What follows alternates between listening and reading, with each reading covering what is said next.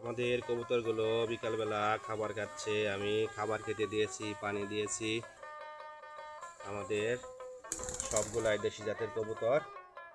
আমাদের দেশি গিরিবাজ কবুতর, কেউ বললে গুল্লা কবুতর। আমাদের কবুতরগুলো বিকালবেলা খাবার খাচ্ছে। এই যে আমি ধান খেতে দিয়েছি, বিকালবেলা ধান খাচ্ছে। আমাদের মোটামুটি এখন 20 থেকে 25 জোড়া কবুতর আছে। আমাদের মোটামুটি 40 থেকে 45 জোড়া কবুতর ছিল। কিছুদিন আগে হঠাৎ করে অসুখের কারণে কিছু কবুতর মারা গিয়েছে, কিছু জবাই করে ফেলেছি। এই যে এটা আমাদের কূপ।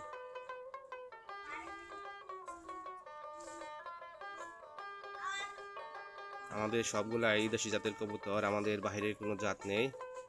আমাদের কবুতরগুলো দেখতে মোটামুটি অনেক সুন্দরী আছে, সবগুলাই দেখতে ভালো। এ মাসে ডিম দিয়েছে বেশ কয় জোড়া। দেখা যাক সামনে কয় জোড়া বাচ্চা ফুটে।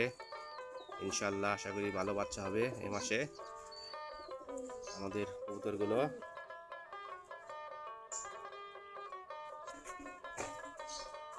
সবগুলাই দেশি জাতের কবুতর, সম্পূর্ণ দেশি জাত, বাহিরে কোনো জাত নেই আমাদের কবুতরের।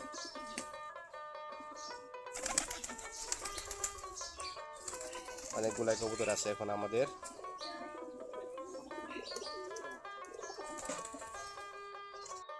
আমাদের কবুতরগুলো বিকালবেলা খাবার খাচ্ছে। আমি খাবার খেতে দিয়েছি, পানি দিয়েছি।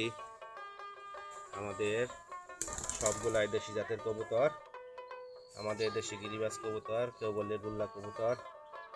আমাদের কবুতরগুলো বিকালবেলা খাবার খাচ্ছে। এই যে আমি ধান খেতে দিয়েছি, বিকালবেলা ধান খাচ্ছে। আমাদের মোটামুটি এখন 20 থেকে 25 জোড়া কবুতর আছে। আমাদের মোটামুটি 40 থেকে 45 জোড়া কবুতর ছিল। কিছুদিন আগে হঠাৎ করে অসুখের কারণে কিছু কবুতর মারা গিয়েছে, কিছু জবাই করে ফেলেছি। এই যে এটা আমাদের কূপ।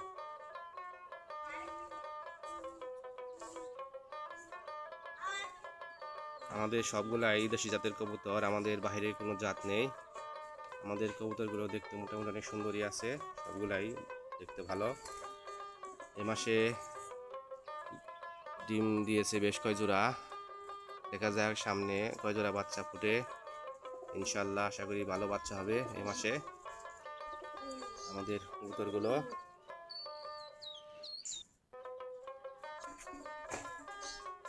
সবগুলাই দেশি জাতের কবুতর, সম্পূর্ণ দেশি জাত, বাহিরে কোনো জাত নেই আমাদের কবুতরের।